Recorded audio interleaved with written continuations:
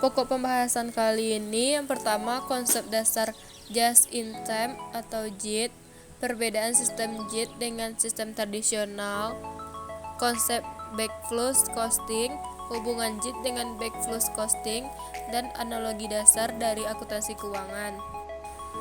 Yang pertama konsep dasar just in time atau JIT. Just in time ialah sistem fabrikasi modern yang pada prinsipnya hanya memproduksi jenis-jenis barang yang diminta sejumlah yang diperlukan dan pada saat yang diperlukan oleh konsumen. Tujuan just in time untuk dapat memproduksi produk dengan kualitas terbaik, ongkos termurah, dan pengiriman pada saat yang tepat. Karakteristik just in time. Pertama, pengurangan biaya melalui eliminasi persediaan. Besarnya biaya persediaan mencerminkan ketidakefisienan dalam investasi persediaan. Eliminasi biaya persediaan dapat tercapai bila bahan baku sudah siap pada saat dibutuhkan dan barang jadi sudah siap saat konsumen menginginkan. Konsep pokok just in time. Pertama, memproduksi apa yang dibutuhkan hanya pada saat dibutuhkan dan dalam jumlah yang diperlukan. Kedua, tenaga kerja fleksibel maksudnya adalah mengubah-ubah jumlah pekerja sesuai dengan fluktuasi permintaan.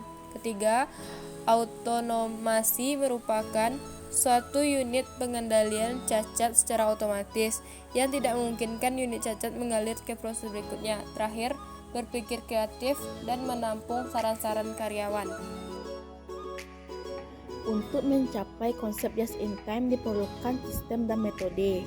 Yang pertama, sistem Kanban untuk mempertahankan produksi just in time. Yang kedua, metode kelancaran dan kecepatan produksi. Yang ketiga, optimalisasi waktu persiapan.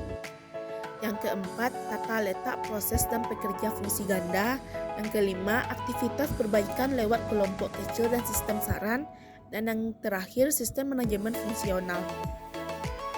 2. Perbedaan sistem JIT dengan sistem tradisional.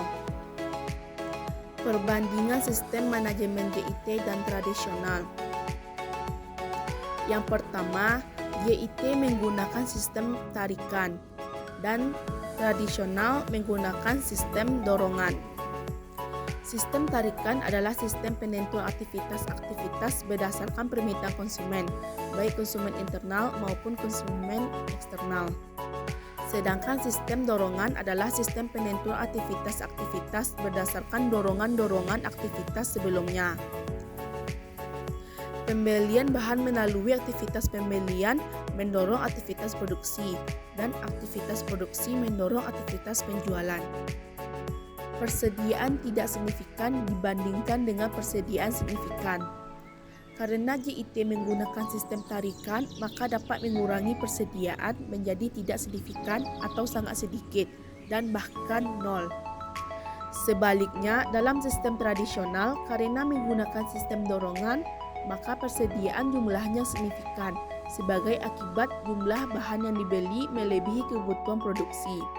Jumlah produk yang diproduksi melebihi permintaan konsumen dan perlu adanya persediaan penyangga.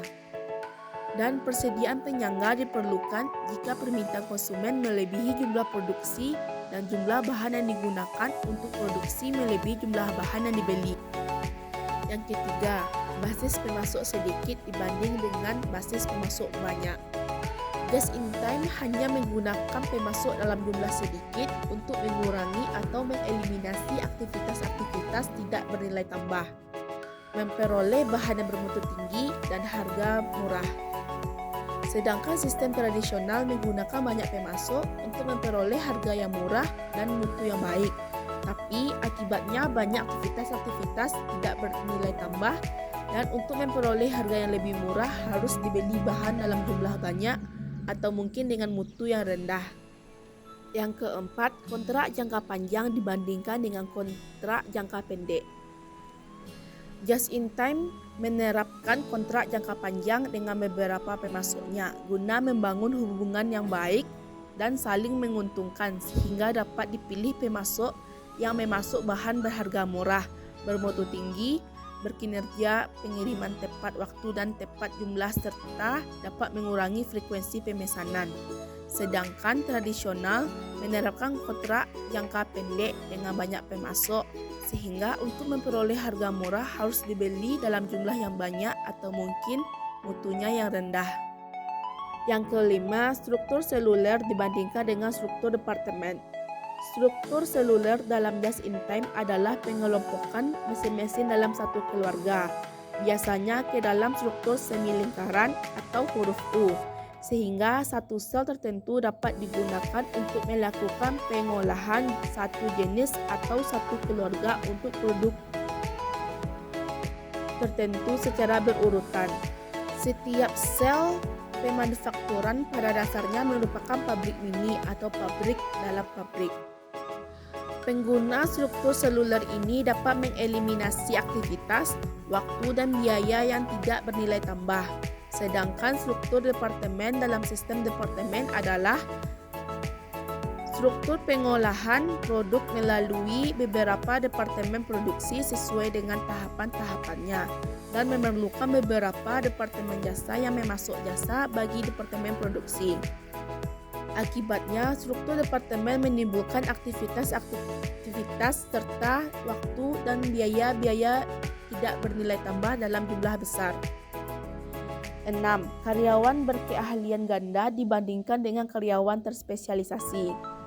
Sistem just in time yang menggunakan sistem tarikan waktu bebas harus digunakan oleh karyawan struktur seluler untuk berlatih agar berkeahlian ganda, sehingga ahli dalam memproduksi dan dalam bidang-bidang jasa tertentu, misalnya pemeliharaan pencegahan, reparasi, setup, dan inspeksi mutu. Sedangkan pada sistem tradisional, sistem karyawan terspesialisasi berdasarkan departemen tempat kerjanya, misalnya departemen produksi atau departemen jasa. Karyawan pada departemen jasa terspesialisasi pada aktivitas penanganan bahan, listrik, reparasi, dan pemeliharaan. Karyawan pada departemen produksi terspesialisasi pada aktivitas pencampuran, peleburan, pencetakan, perakitan, dan penyempurnaan. 7. Jasa terdesentralisasi dibandingkan dengan jasa tersentralisasi. Sistem tradisional mendasarkan pada sistem spesialisasi, sehingga jasa tersentralisasi pada masing-masing departemen jasa. Sedangkan pada sistem just in time, jasa terdesentralisasi pada masing-masing struktur seluler. Para karyawan selain ditugaskan untuk memproduksi, tapi juga harus ditugaskan dalam pekerjaan jasa yang secara langsung mendukung produksi struktur selulernya. Yang kedelapan, keterlibatan tinggi dibandingkan dengan keterlibatan rendah. Dalam sistem tradisional, keterlibatan dan pemberdayaan karyawan relatif rendah karena karyawan fungsinya melaksanakan perintah atasan. Sedangkan dalam sistem just in time, manajemen harus dapat memberdayakan para karyawannya dengan cara melibatkan mereka atau memberi peluang pada mereka untuk berpartisipasi dalam manajemen organisasi. Menurut pandangan just in time, peningkatan keberdayaan dan keterlibatan karyawan dapat meningkatkan produktivitas dan efisiensi biaya secara menyeluruh. Para karyawan dimungkinkan untuk membuat keputusan mengenai bagaimana pabrik beroperasi. Yang kesembilan, gaya pemberi fasilitas dibandingkan dengan gaya pemberi perintah. Sistem tradisional umumnya menggunakan gaya manajemen sebagai atasan karena fungsi utamanya adalah memerintah para karyawannya untuk melaksanakan kegiatan. Sedangkan pada sistem JIT, memerlukan keterlibatan karyawan sehingga mereka dapat diberdayakan. Maka, gaya manajemen yang cocok adalah sebagai fasilitator dan bukanlah sebagai pemberi perintah. Yang terakhir, total quality control dibandingkan dengan aseptic quality level. Total quality control dalam just in time adalah pendekatan pengendalian mutu yang mencakup seluruh usaha secara berkesinambungan dan tiada akhir untuk menyempurnakan mutu agar tercapai kerusakan nol atau bebas dari kerusakan. Produk rusak haruslah dihindari karena dapat mengakibatkan penghentian produksi dan ketidakpuasan konsumen. Accepted quality level dalam sistem tradisional adalah pendekatan pengendalian mutu yang memungkinkan atau mencadangkan terjadinya kerusakan namun tidak boleh melebihi tingkat kerusakan yang telah ditentukan sebelumnya. 3. Konsep Black-Scholes costing. Black-Scholes costing adalah metode akuntansi yang mencatat biaya setelah barang dijual atau jika selesai. Biaya Black-Scholes umum terjadi di antara perusahaan yang menggunakan sistem manajemen inventaris just in time, metode just in time, gaya manajemen inventaris just in time, terkadang juga disebut sebagai Toyota Production System, adalah strategi pengelolaan. Ini menghindari pelaporan yang mahal dan rumit dari semua biaya saat terjadi, dan sebagai gantinya membilas semua biaya dalam satu entry setelah proses produksi selesai. Ini sering dianggap yang paling tidak liquid dari semua aset lancar. Oleh karena itu, dikecualikan dari pembilang dalam perhitungan rasio cepat dan mengalami perputaran persediaan yang tinggi. Itu karena biaya masih dicatat relatif dekat dengan hari terjadinya. Perusahaan dengan perputaran persediaan yang lambat cenderung mencatat biaya pada saat terjadinya, karena produk mungkin tetap tidak terjual untuk jangka waktu yang lebih lama. Dalam contoh seperti itu, ini dapat menyederhanakan proses akuntansi secara signifikan. Akibatnya, banyak perusahaan manufaktur dengan proses produksi yang kompleks menggunakan biaya arus balik. Keuntungan dan kerugian dari Black-Scholes costing. Biaya Black-Scholes memungkinkan perusahaan untuk dengan mudah menetapkan biaya ke inventaris yang sesuai. Namun, perusahaan dengan perputaran persediaan yang lebih lambat seringkali tidak dapat menggunakan sistem biaya arus balik karena biaya akan dicatat terlalu lama setelah terjadinya. GAAP adalah seperangkat praktik akuntansi komprehensif yang dikembangkan bersama oleh Dewan Standar Akuntansi Keuangan dan oleh karena itu tidak selalu dapat digunakan. 2. Perusahaan yang menggunakan metode penetapan biaya biasanya akan menetapkan biaya standar untuk setiap unit produksi. Biaya standar dapat bervariasi dari kenyataan dan mungkin perlu direkonsiliasi dalam entry akuntansi masa depan. Entry jurnal untuk Black-Scholes costing adalah entry tunggal di akhir periode produksi berdasarkan biaya standar dan jumlah unit yang diproduksi. Baiklah, saya akan menjelaskan materi tentang hubungan sistem JIT dengan Black-Scholes costing. Black-Scholes costing merupakan pendapatan yang dipersingkat atas akuntansi dari aliran biaya manufacturing. Tujuan perhitungan biaya Black-Scholes adalah untuk mengurangi jumlah kejadian yang diukur dan dicatat dalam sistem akuntansi. Pada perhitungan biaya Black-Scholes, akun persediaan tidak lagi disesuaikan selama periode akuntansi, guna mencerminkan semua biaya produksi, melainkan saldonya dikoreksi menggunakan ayat jurnal akhir periode. Selain itu, tidak ada catatan buku pembantu yang dipelihara untuk unit barang dalam proses akuntansi untuk persediaan bahan baku dan juga WIP dapat diubah menjadi perhitungan biaya Black-Scholes.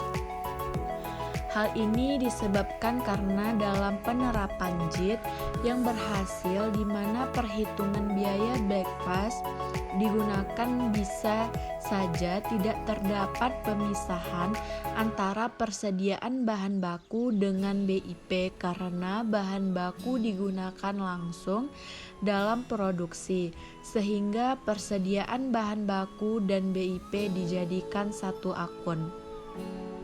Jadi Black-Scholes ini memang diterapkan pada perusahaan yang menggunakan just in time di mana proses produksi sangat singkat, sehingga akuntansi tradisional atau job order costing dalam proses costing menjadi tidak praktis karena adanya akun work in process. Baiklah, yang selanjutnya analogi dasar dari akuntansi keuangan.